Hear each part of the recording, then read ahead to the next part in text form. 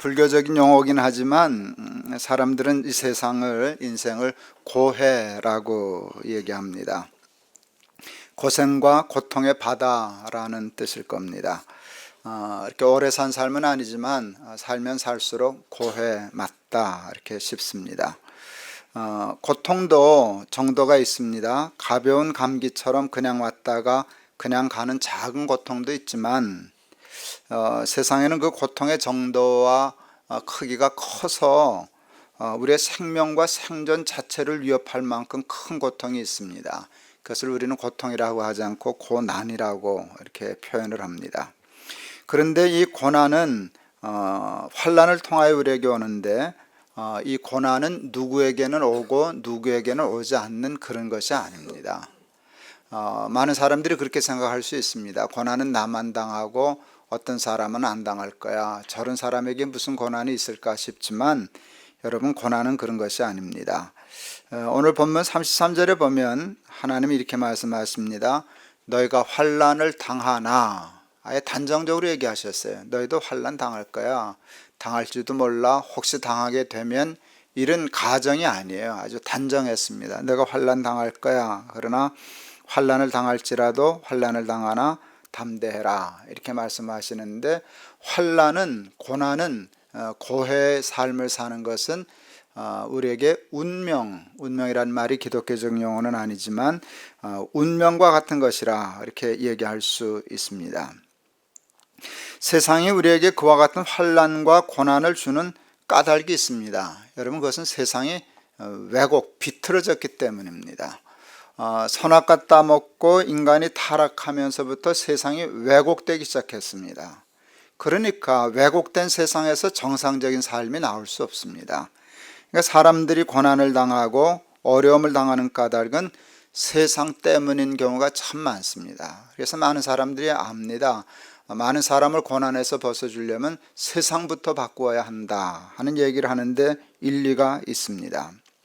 그러나 여러분, 개인의 책임도 있습니다. 당하는 고난도 있지만 자기가 자초한 고난도 있습니다. 그것을 부인하거나 숨기고 무조건 자신의 고난을 당하는 고난이라고, 세상 때문만이라고 얘기하는 건 조금 비겁한 일입니다. 정직하지 않습니다. 그걸 잘 구별해야 됩니다. 이게 세상 때문에 당하는 고난인지 내 죄와 내 허물 때문에 당하는 고난인지는 알고 자신의 것은 인정해야 합니다. 그러나 그럼에도 불구하고 세상에는 분명 억울한 고난이 참 많습니다. 그 책임이 나에게 있지 않고 세상에 있는 억울한 고난들이 있습니다. 그 고난의 원인과 책임은 세상에 있습니다. 당연히 책임을 물을 수 있습니다. 이건 내 책임 아니야. 내가 이렇게 사는 것은, 이렇게 힘든 건 나 때문이 아니야 라고 얘기할 수 있습니다. 그리고 그 주장이 옳을 수 있습니다. 그리고 그 주장이 정당할 수 있습니다. 그런데 중요한 게 있습니다. 그렇다고 해서 내 고난이 없어지지는 않는다는 것입니다. 책임을 구별해서 이건 내 책임이지만 이건 내 책임 아니야. 이건 세상 때문에 그래. 이건 세상이 틀려먹어서 그래. 예, 맞습니다. 그럴 수 있습니다. 근데 그렇다고 해서 세상이 책임을 져주는 것은 아닙니다. 그렇기 때문에 그 고난이 없어지는 것도 아닙니다. 우리에게는 그와 같은 세상을 바꿀 의무와 책임이 있습니다. 나는 당했을 망정 내 후손과 다른 사람은 이것보다 조금 더 좋은 세상에서 살게 해줘야지. 좀 왜곡된 걸 풀고 정의로운 세상, 반듯한 세상, 좋은 제도와 시스템이 있는 세상을 만들 의무와 책임이 있습니다. 저는 그 책임감을 조금은 많이 느낍니다. 여러분, 제가 제 시간과 마음과 모든 일을 쓰는 일을 100%로 잡는다면 아마 지금 저는 90%는 거기에 관심이 있을 것입니다. 어떻게 하면 말라위의 세상을 조금 더 살기 좋은 세상 할 수 있을까? 여기 넘어와서 좌절하고 있는 탈북자들 어떻게 하면 조금 희망 있는 세상을 만들어 줄까에 거의 저는 올인 한다고 해도 과언이 아니고 그게 하나님이 저에게 주신 소명이라고 생각하고 있습니다. 근데 참 엉뚱한 얘기입니다. 그럼에도 불구하고 저는 그것이 저들의 문제를 궁극적으로 다 해결해 줄 거라고 생각하지 않는다는 겁니다. 그렇다고 해서 아무것도 안 하고 그거 해봐야 소용없어 하고 손 놓고 있지도 않지만, 많은 시간과 교회 재정과 모든 있는 힘은 다 세상을 조금이라도 바꾸어 보려고 애쓰는데 투자하면서도 그것 때문에 저들의 문제가 다 해결되지는 않아. 세상에는 많은 사람들이 빈곤의 문제라든지 부정의의 불의의 문제라든지 에 관심을 가지고 용기와 정의감을 가지고 세상을 바꾸려고 애쓰는 사람들이 참 많습니다. 근데 그들이 범하고 있는 오류 같은 것이 있습니다. 그 노력하는 것은 옳고 정의로운데 과연 그들의 그 노력에 의해서 그와 같은 세상이 이루어질 것인가에 대한 생각은 좀 부족합니다. 저는 노력을 하는 것뿐이지만 세상이 좋은 세상이 완벽한 세상이 오리라고 저는 생각하지 않습니다. 그것을 가난한 사람들에게, 어려운 사람들에게 담보하지도 않고 희망을 걸게 하지도 않습니다. 조금만 기다려, 좋은 세상이 올 거야. 저는 그렇게 얘기할 수 없다고 생각합니다. 인간이 타락하여 그 죄 때문에 세상의 고통과 고난이 들어온 후로부터 역사를 살펴보니까 단 한 번도, 예외적으로 한 번 정도 있었을는지 모릅니다. 오순절날 성령 받고 거듭났던 초대교회 공동체, 그 하나를 혹 예외로 할 수 있을는지 모를까.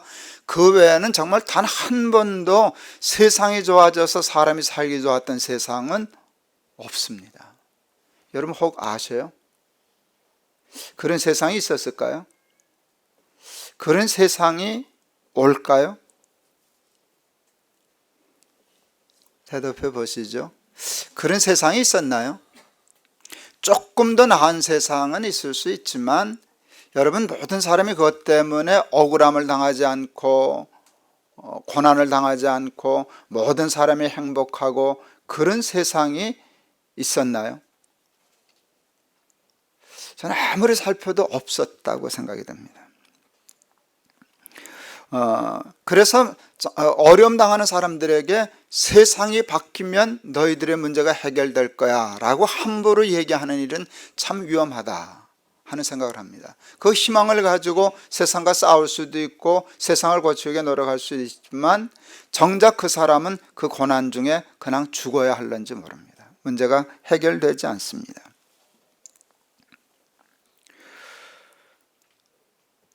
세상에는 왜곡된 세상에 살면서도 여러분 뜻밖의 두 종류의 사람이 있습니다. 그 세상의 왜곡된 세상 때문에 고난을 당하고 실패하고 죽어가는 사람들이 있습니다. 판명을 했더니 자기 잘못이 아니고 세상 잘못인 사람들 있습니다. 그러니까 그들은 그 고난을 당했지만 그 고난과 어려움에 책임은 없다고 얘기해 줄 수 있는 사람도 있을 수 있습니다.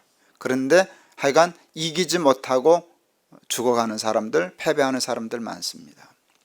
그런데 세상에는요, 어떤 종류의 사람이 있는가 하면 똑같이 왜곡되고 어그러진 세상에서 그렇게 될 수밖에 없는데도 불구하고 그 세상에서 이겨서 그것을 뚫고 승리하고 성공하는 사람 없지요?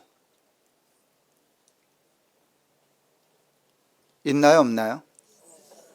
많습니다. 여러분, 성공하고 승리했다고 하는 사람들을 잘 추적해보면 많은 사람들은 팔자가 좋아서, 환경이 좋아서, 너희가 태어난 세상은 내가 태어난 세상하고 달라, 그렇게 얘기할 수 있을는지 모르지만 그렇지 않습니다. 사람의 세상은 다 왜곡되어 있고 부자도 힘들고 가난한 사람도 어렵고 다 어려운데, 여러분 가난한 사람 중에서도 뚫고 이긴 사람이 있고 승리한 사람이 있습니다.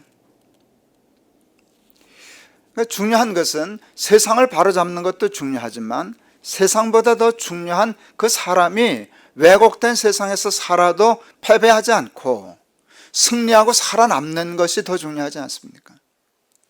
그런데 그 세상을 이기는 힘은 어디에 있을까라고 하는 것입니다. 여러분, 세상을 이기는 힘이라는 말이 참 중요해요. 세상이 바뀌어야만 나도 살 수 있어. 이건 너무 피동적이고 수동적입니다. 그것은 결과적으로 세상에겐 나는 늘 져. 혹시 재수가 좋아서 세상이 이기면 나도 좋은 삶을 사는 거고, 세상 바꾸는데 실패하면 그냥 나도 이럴 수밖에 없어 하고 나를 세상에 연동시켜서 피동적으로 살아가는 사람도 있지만, 세상을 이기는 사람이란 뜻은 세상이 그럼에도 불구하고 그 지배를 받지 않고 낙타가 바늘구멍으로 들어가는 것처럼 그 좁은 길을 뚫고 승리해서 결국은 세상을 이겨내는 사람들도 있더란 말입니다. 그런데 그 세상을 이기는 힘이 뭘까라고 하는 것입니다.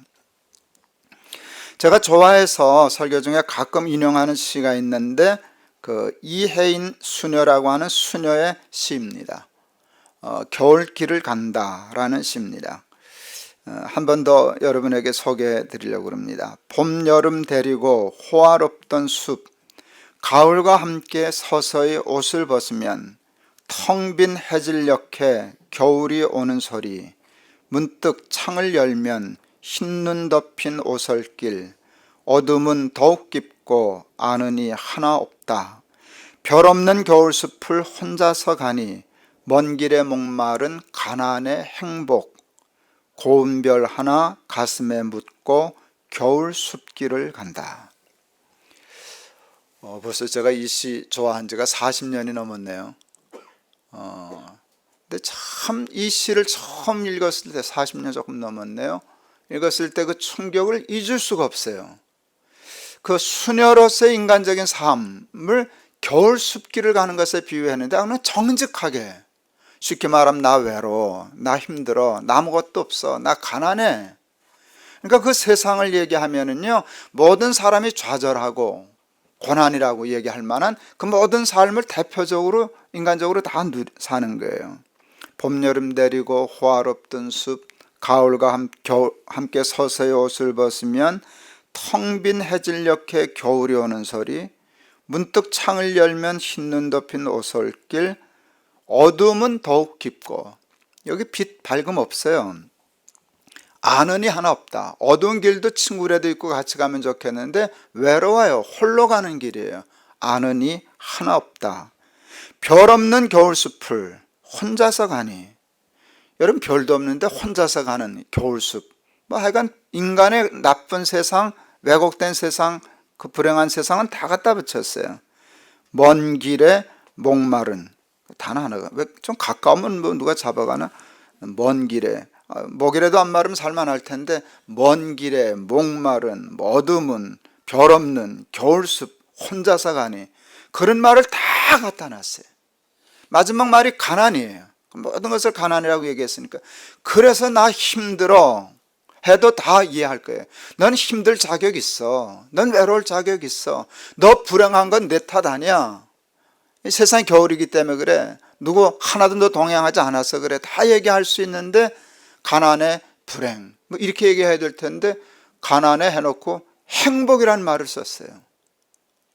모든 일을 세상에 그럼에도 불구하고 나 불행할 줄 알았지, 나 외로울 줄 알았지, 나 행복해. 난 행복해. 그 이유를 썼어요. 고운 별 하나 가슴에 묻고, 고운 별 하나 가슴에 묻고 겨울 숲길을 간다. 이건 엄청난 반전이었어요. 세상적으로 아무것도 갖춘 것이 없는데 여기 별 하나가 있어서 겨울 숲길을 가는데 행복해. 근데 그 고운 별은 하나님이잖아요. 그 고운 별은 예수님이잖아요. 그의 행복은 세상이 바뀌었기 때문이 아니었습니다. 봄이 다시 찾아왔기 때문도 아니고 봄이 다시 올 거라고 하는 희망이 있어서도 아닐 겁니다. 봄, 여름, 가을, 겨울 늘 가슴에 품고 있는 고운 별 때문에 지금은 겨울 숲을 가는 것과 같은데도 외롭지 않다, 행복하다, 그렇게 말하고 있는 겁니다. 오늘 본문은 예수님께서 십자가를 앞두시고 제자들에게 하신 말씀입니다. 너희들 제자라고 나 3년이나 쫓아다녔는데 나 다 알아. 너희들 흩어질 거야. 나 버릴 거야. 나 이제 혼자 있게 될 거야. 내가 각각 흩어지고 나를 혼자 둘 때가 왔나니 벌써 왔도다. 예수님 말씀하셨어요. 여러분 이거 대수롭지 않게 넘어갈 수 있지만 사람이 가장 고통스러워하는 것이 버림받는 거잖아요. 배반당하는 거잖아요. 제자들에게 배반당하고 사랑하는 사람이 나를 떠나고 나를 혼자 두고, 이건 살 수 없는 극한적인 고통이에요. 그래서 사람들이 생각할까? 예수님 얼마나 힘드실까? 예수님 얼마나 외로우실까? 예수님 얼마나 불안하실까? 그런데 예수님 말씀하셔요. 근데 나는 안 불안해, 안 무서워, 안 외로워, 안 불행해. 얘기하세요. 왜요? 너희들은 떠나도 하나님이 나와 함께 계시거든. 여러분 이건 아주 상투적인 말로 들려요. 근데 여러분 이 말에 은혜를 받으실 수 있으면 좋겠어요.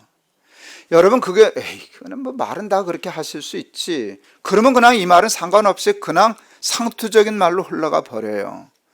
그러나 예수님은 이게 상투적인 말이 아니었어요. 정말 그 하나밖에 없었어요. 가슴에 있는 그 하나님은 나와 함께 계시지를 믿는 믿음 때문에 당신은, 당사자는 안 외로웠다는 게 굉장히 중요한 거예요. 그리고 놀라운 일은 예수님만 그런 게 아니라 많지는 않지만 그런 사람들이 더러더러 있다는 거예요. 많다는 거예요. 그 중에 하나가 지금 얘기한 그 수녀도 그런 사람이잖아요. 어떻게 그럴 수 있어? 그렇다면 여러분 누구도 그것도 못해 그러고 덤벼들 수는 없어요. 그래, 네 말이 맞아. 그게 어떻게 쉬우냐? 하나님이 계시다는 건 알지만 그것 때문에 어떻게 겨울 숲길을 가는데 행복할 수 있냐? 라고 물으면 그 말이 옳아요. 그러나 옳으면 뭐 하냐는 거예요. 결국 외로울 텐데. 결국은 겨울숲에 함몰 당하는 건데요. 남복인 우스워 보여도 그 말 때문에 맞아, 나도 이거 있어서 행복해, 외롭지 않아. 예수님이 이 말씀을 하시면서 이렇게 얘기해. 내가 이것을 너희에게 이름은 나의 평안을 너에게 주고 싶어서 그래. 너희도 나처럼 세상에 사는 동안 환난 당할 거야, 외로울 거야, 버림받을 거야, 막막할 거야. 너 혼자 있는 것처럼 느껴질 때가 있지만 그렇지 않아. 하나님은 늘 너희와 함께 있어. 나 그것 때문에 세상 이겼거든. 그러니까 너희도 이길 수 있어. 환난을 당하나 담대하라. 내가 세상을 이기었노라. 오늘 아침에 글을 하나 이렇게 우리 페이스북에 올려놓고 왔더니 이제 댓글들이 좀 붙었어요. 이제 우리 교회가 흩어졌기 때문에 제가 이제 교인들을 잘 모르잖아요. 이제 그동안 어떻게 그 삶을 잘 모르잖아요. 어느 집사님 한 분이 이렇게 댓글을 달았는데 자기 망했다는 거예요. 망한 줄 몰랐어요. 망해서 3년 동안 택시 운전하고 대리운전하면서 살았다고 글을 그렇게 썼어요. 그래서 제가 거기다 댓글을 달았어요. 애들 안 굶기겠다고. 그랜저 타고 다녔던 사람이거든요. 젊은 사람이. 자기 나이에 걸맞지 않게 그래도 뭐 잘 나가가지고 그랜저 끌고 다녔. 내가 그 차를 탔었거든요. 그랜저 타고 다녔는데 망했어요. 그랬는데 택시 운전했어요. 그것도 부족해서 대리 운전했어요. 그래서 내가 댓글 달았어요. 그랜저 타고 다니던 사람이 애 안 굶기겠다고 대리 운전하고 택시 운전했다고 높은 뜻 교인답다. 그리고 한마디 했어요. 망했다고? 망한 건 모르나? 망한 게 아니라 이긴 거야 라고 썼어요. 여러분 망한 거 아니죠? 그랜저 타던 사람도 대리운전 할 수 있잖아요. 근데 어떤 사람이 지는가 하면 내가 이거 할 사람은 내가 그랜저 타고 벤츠 타던 사람인데 내가 어떻게 할 수 있어? 그렇게 하면 그냥 세상 탓할 수 있고 변명할 수도 있고 책임을 전가할 수도 있지만 그 아이는 굶을 거 아니에요. 근데 우리 집사 훌륭하지 않아요? 뭐 그렇게 훌륭한 건 아니지만 그건 상식적인 일이지만 요즘 그 상식도 안 이루어져서 문제가 생기는데 세상 탓하지 않고 누구 책임 묻기 전에 내 아들 먹여 살려야지 해놓고 일어나서 택시 운전하고 그것도 모자라니까 애가 셋이라네요. 그러니까 대리운전했다. 훌륭하다 그랬어요. 망한 게 아니라 이긴 거야 그랬어요. 그러고 나서 제가 생각했어요. 그것만 해도 훌륭해요. 가끔 이제 돌아가면서 교회 갈 때 내가 아니까 봤는데 얼굴 표정이 좀 어두워요. 그 기가 죽었어요. 그래서 오늘 저 하면서 그래서 우리 집사가 얼굴이 좀 표정이 이렇게 어두웠구나, 기가 죽었었구나. 내 다음에 만나면 그래야지. 운전만 하지 말고, 대리운전만 하지 말고 얼굴 피고 해. 그것 때문에 기죽지 말고, 나 이거 해서도 우리 아들 살릴 수 있어. 난 그랜저 타는 게 좋지만 택시 운전해서도 얼마든지 기쁘게 살 수 있어. 누가 왜 그렇게 하면 이러면 되지 않냐.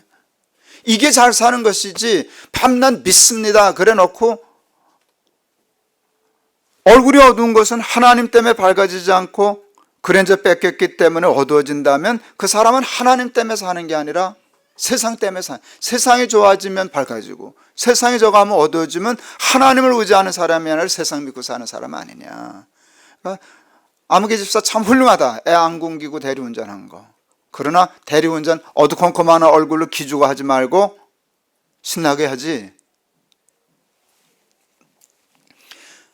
제 막내 얘기 자꾸 했는데, 막내가 신대원 졸업하고 갈 데가 없었잖아요. 그러면 아버지 때문에 못 가, 이제 그래서 할 말이 없었지만 갈 데가 없어 그래가지고. 근데 12월 마지막 주일까지 임시 없었거든요. 그때 제 마음으로 한 주 지나면, 이제 12월 말 지나면 새해가 지나기 시작하면 교회 임지 찾기가 정말 어려워요. 새해부터 되기 시작하기 쉬워서 이게 진짜 어려워지는데 생각했어요. 그때 제가 우리 막내한테 해줄 말 준비하고 있었어요. 너 신문 돌려.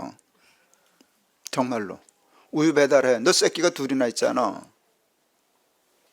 그리고 어느 교회 가서라든지 봉사하고 섬기면 되지. 내가 생각해, 우리 아들한테 저 그 얘기 했을 거고, 그랬으면 우리 아들, 아버지 너무 심하네. 어떻게 나를 신문 돌리라 그래요? 아버지 좀 줘요. 뭐 달라면 주겠지만 그러진 않았을 것 같아요. 하지요 뭐. 우리 아들 세는 다 그럴 수 있다고 생각해요. 그리고 중요한 건, 그러면서도 또 그 신문 돌리고 우유 배달하면서 쩔쩔매면서도 이것까지도 기 하나도 안 죽고 그랜저 타는 놈처럼 우리 아들 그러고 살 수도 있지 않나요? 저는 늘 그 생각하는데요. 그게 믿음이 아닐까요? 그러다 보면 세상이 그걸 어떻게 감당하겠어요? 여러분, 그렇게 하면 세상도 그를 이길 수 없어요. 그런 정신 가지면 결국은 살아요. 여러분, 그러니까 이 믿음 하나 가지고 밤낮 겨울을 사는 게 좋을까요? 아니 이거 가지고 그냥 여름 살면 좋겠어요. 풍성한 가을이어도 좋겠어요. 난 밤낮 이르니까 밤낮 겨울이어야 해. 이것도 난 이해가 안 가요. 가을이 좋지 왜 겨울이 좋을까? 여름이 좋지, 난 봄이 좋더라. 난 우리 사랑하는 교인들이 봄이 좋으면 봄을 살고, 여름이 좋으면 여름을 살고, 가을이 좋으면 가을을 살면 좋겠어요. 가능한 한 겨울은 안 살았으면 좋겠어요. 그럼 먹을 것도 없고 춥고 별 없는 겨울 숲을 혼자서 가니 그걸 뭐하러. 하나님이 훈련시켜서 하면 할 수 없이 하겠지만 그걸 주시옵소서 그럴 필요는 없잖아요. 그렇지만 삶이 어떻게 우리 마음대로 되냐 그 말이에요. 이럴 때도 있고 저럴 때도 있는데 상관없이 겨울숲을 가는데도 있어서 하나님이 나와 함께 계시거든. 이것 때문에 예수를 믿는 것이지, 예수를 믿으면 밤낮 여름만 있어서 그런 건 아니잖아요. 그러면 여름 때문에 사는 사람이지 하나님 때문에 사는 사람은 아니잖아요. 세상을 이기는 믿음, 저는 이 말이 참 좋아요. 세상은 이기면 되죠. 세상이 아무리 강한다고 하든 누구 책임을 묻고 세상이 바뀌어지면 겨우 사는 사람, 그 정도야 예수 안 믿어도 살 수 있지. 책임도 거기 있어요. 나는 책임 없어요. 뭐 그럴 수도 있어요. 그러나 책임이 있거나 말거나 내 새끼는 먹여 살려야 될 거고, 나 거기 굴복하지 않고 항상 기쁘고 감사하면서 살 수 있는 힘은 있어야 될 것 아니에요. 근데 그게 이것 때문에 난 그게 되네 이러면 세상에 감당 못할 사람 될 줄을 믿습니다. 저는 믿음이 그런 거라고 생각합니다. 난 그래서 우리 사랑하는 높은 뜻 씨앗이되어 교인 여러분들이 하나님을 믿는 믿음에 관해서는 늘 부유한 사람 되실 수 있기를 바랍니다. 그래서 겨울숲을 감에도 불구하고 먼 길에 목마른 가난의 행복, 이렇게 당당하게 소리칠 수 있는 그런 하나님의 사람들이 다 되실 수 있기를 주의 이름으로 축원합니다. 기도하시겠습니다.